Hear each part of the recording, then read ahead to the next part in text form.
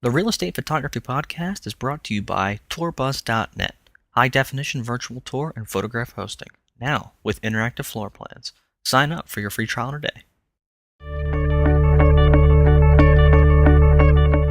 Hello and welcome to the Real Estate Photography Podcast with Mike Miriello. Today we have a combination of shooting and post-production tip that involves time-lapse photography. We haven't really gone into this sort of thing yet, and for the most part, there isn't really a need to do that. But if you're shooting high-end properties and you're looking for something unique to offer the agents or whoever it is, this is probably something you might want to look into. Anyway, let me just show you what I'm talking about. I'm going to hit play on this, and this movie is about 40 seconds long, and it's comprised of almost 1,000 shots. One shot every 10 seconds until it reaches 1,000. I am fairly certain the battery on my camera died. I didn't plan ahead on that one. Before it reached 1,000, so I think it's 990 some shots. But anyway, you'll notice the movie's playing. It looks nice. What the whole point of this, I'll bring it back to pragmatic purposes, is to offer something unique to your clients on high-end properties, because you're not going to do this for a typical regular old property. You're going to do it for those high-end properties. So anyway, I wanted to show you how you go about doing that. First of all, I just said I did one shot every 10 seconds for nearly 1,000 times. I should stress this. That was what worked for me in this particular situation because the clouds move so fast. I don't think it works in every one. In fact, I did 4 trial and errors on that one before I got what I wanted. So change it up. Maybe one shot every 15 seconds. Maybe it's one shot every 30 seconds. It just depends on how fast the clouds are moving and what the scenery is like. So here's how you do it, and this is one way of doing it. I'm sure, like everything else, there's multiple ways of doing it. So what you can use is QuickTime Player 7. I'm fairly certain it's not available in the newest QuickTime 10. Not 100% sure why, but in QuickTime Player 7, I think if you have a Pro version here, you can do maybe you can do it without the Pro, I'm not sure, but open image sequence, and this is pretty straightforward. What you do is I have a folder here with all these shots, the 973, from 1 to 973, of all these images, and all you have to do is, after open image sequence, is select the first one. And then you select, by default, I think it goes to 15 frames per second. I think that's what it was, for me anyway. It's going to process for a second here, and it is going to add up all those images, and it's going to pop them into one QuickTime movie. Now, you'll see here, this looks a little bit different than what you just saw. That's because we haven't put the finishing touches on it. Now, when I hit play, you're going to notice the clouds are moving a little bit slow. And that's because we did 15 frames per second. And for me, that's not what I wanted. I wanted it to move a little bit quicker. So that's something you can do with time lapses. Make it move a little bit quicker if you want. So I think this one lasts, what?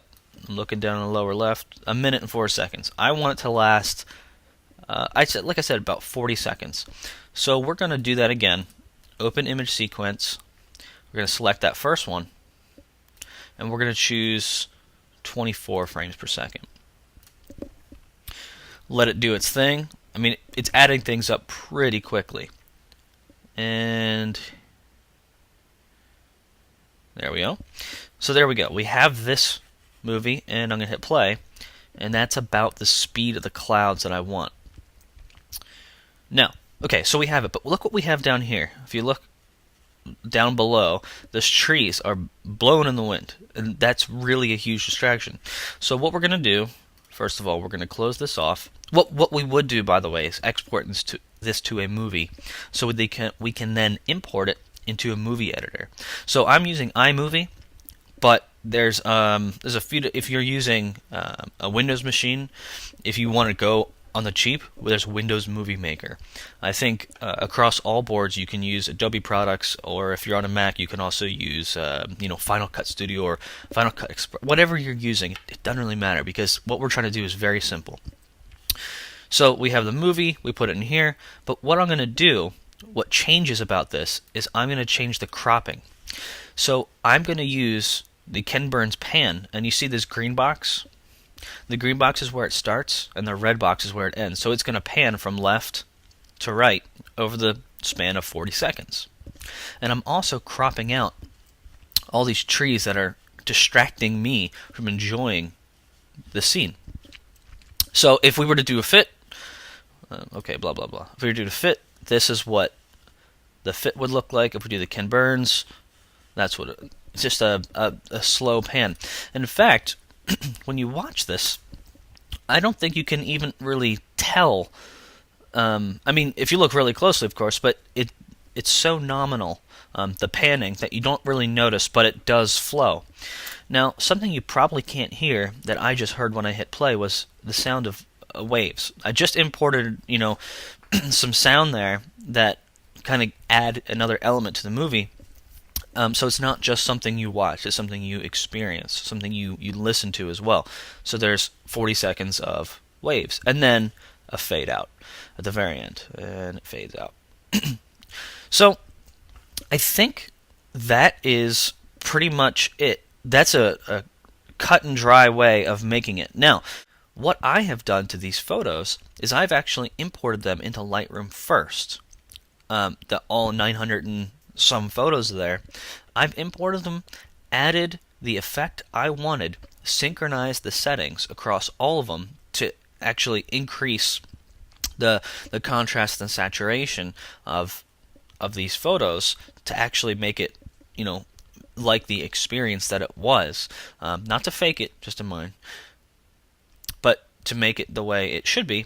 And then I made the movie. So they weren't just the raw images. They were imported into Lightroom first, then JPEGs, blah, blah, blah.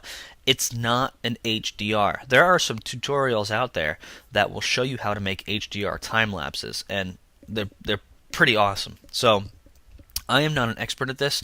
In fact, I would say another really, really neat idea for doing time lapses on high-end properties. This is the view of this property, obviously, but this is very common with high-end properties, as they usually have a nice view, is to do a sunrise or a sunset, or both, time lapse of what it's like to be there for that entire day.